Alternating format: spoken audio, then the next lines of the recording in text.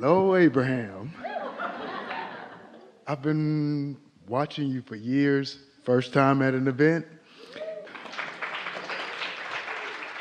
This is crazy. Good crazy. Okay, my question is this. I think I'm pretty secure in my spirituality. Because I feel good most of the time. Yes. And that's my evidence. I'm gonna just get to the point. Negative thought. It's really, really hard to deal with sometimes because, things happen. Well, when it's hard, don't try, because you just make it worse. Just think in terms of momentum. And when you focus on something, you're adding momentum to it. And the more momentum you add, then the bigger it gets and the more difficult it is. If you just keep remembering that you being in the receptive mode is the goal, because all the other work's done. Step 1 is done, step 2 is done, step 3 is to get into the receptive mode. So once you accept that receptive mode is the goal and you're in the middle of a negative thought, well, it's unlikely, if the momentum is strong, like you are describing here, it's unlikely that you're going to get to the receptive mode easily. So why not let it go until it just sort of subsides, and then you can pick it up when it's easier? Well, I'll give you an example. I was driving to see my brother. Like I said, been doing a lot of spiritual work. So before you go further, Yeah. We'd like to understand a little bit about the momentum with your brother. How do you get along with your brother? Oh, great. Yeah, so getting ready to be ready, going to see your brother. Right. Good momentum there. Good And momentum. But I was just consciously wanting to be aware of, I call it the little guy on my shoulder putting negative thoughts or showing me past negatives. That little guy got really manifested, didn't he? You turned that little thought form into something even bigger, didn't you? Has he got a pitchfork?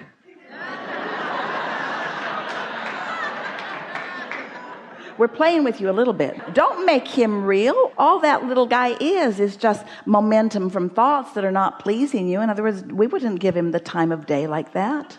So what you might want to say now, because you're all tuned in, tapped in, turned on, is I wanted to be aware of my thoughts that day. I wanted to have positive momentum going into the rendezvous with my brother. And feel the difference. Doesn't that promote a different momentum than I want to keep this little guy, this whispering things that aren't helpful to me, out of the way? Did he light up for all of you? Well,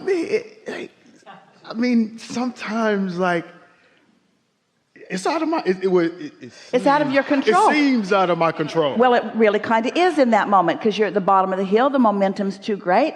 Just get out of the way, because there's not anything that you're going to really do to fix it right then, that red hot minute. But what we want to hear from you maybe is what was going on before that thought was so big that it was out of your control. In other words, it didn't just all of a sudden, you weren't just bipping along living happily ever after, and all of a sudden, boom, there he is.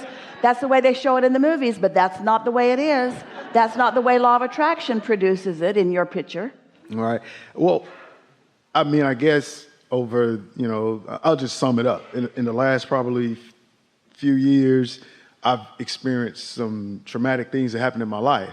And I feel like because I was on that spiritual journey, I was able to deal with it a lot better than probably say most. But I still had to deal with it.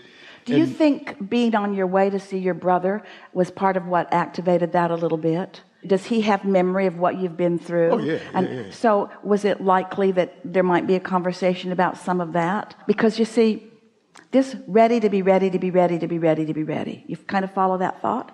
So ready to be ready is ready for the receptive mode, whatever the receptive mode is. So maybe being on your way to see your brother got you sort of ready to be ready for what you might talk about with him, got you feeling a little bit about what you'd come through, made you feel a little defensive or justifying. Something started that trend of thought. And all we're saying is, at the time that it first began, that's when you want to deal with it. And if you didn't deal with it, and that's all right, don't worry, it'll get bigger, but it'll get bigger to the point that you can't deal with it in that moment. So what happens when it gets bigger and you can't deal with it in this moment? The contrast throws more into the vortex. So now the vortex is calling you in a stronger way. You're less likely in that moment to be able to go, but later like after meditation or when you first wake up in the morning or something, there'll be another opportunity and another and another and another. There's a little theme going on, and it's a human theme that goes something like, I'm doing really good, and I'd like to explain to you how much I've overcome. And that explaining what you've overcome takes you right back in it, so that you're not overcoming it, you're reliving it again a little bit. And that comes from feeling a need to explain to somebody else why you're where you are, which usually happens when you're on your way to see your brother or anybody that knows you. Because most of you, we love you so much, but we have to give this to you. Most of you see yourself through the eyes of others, and therefore you feel a need to contour their view of you. So you've got your nose in somebody else's business. You've got your nose in the business of what they think of you, and that's not your business. What they think of you is not your business, because you can't control what they think of you. You don't know how hard they're trying to stay in the receiving mode. They're just remembering all the bad stuff that went down earlier. It's like looking through a photo album of your life to visit your brother or anybody. So you've got to come into a place of really not needing to influence their opinion of you, because that just activates something that no longer even is. And you know what the most wonderful thing is? All that stuff that you kind of want to talk about and that we really don't want to talk about for this reason, all that stuff you've lived has culminated in what you are. And wow, what you are and what's in your vortex, there's so much there. And that walk down memory lane is far less satisfying and has far more potential of activating stuff that just slows you down and slows you down and slows you down. You've been listening to us for a while. So when you hear us say, when you know what you don't want, you know what you do want, and that rocket of desire goes into your vortex. Now that was a very quiet and disproportionate in terms to the importance of it delivery there. What we mean to say is all of the important and delicious components of your life, every one of them has unleashed a stream of becoming that your inner being revels in every day. Oh, look what his life has produced for him and all of us. And then that stream of thought that you keep amending with each argument or each misunderstanding or each whatever you're doing as you're going through the contrast of life, each stream of that just makes this bigger, richer, more beautiful palette of creation that's in the process of becoming. And your inner being revels in every bit of it and only feels love and praise and appreciation for everything you lived that created that. And now your inner being wants to say to you, it's time for this to be what you focus on. That served you and went over here. Focus here now, not over there.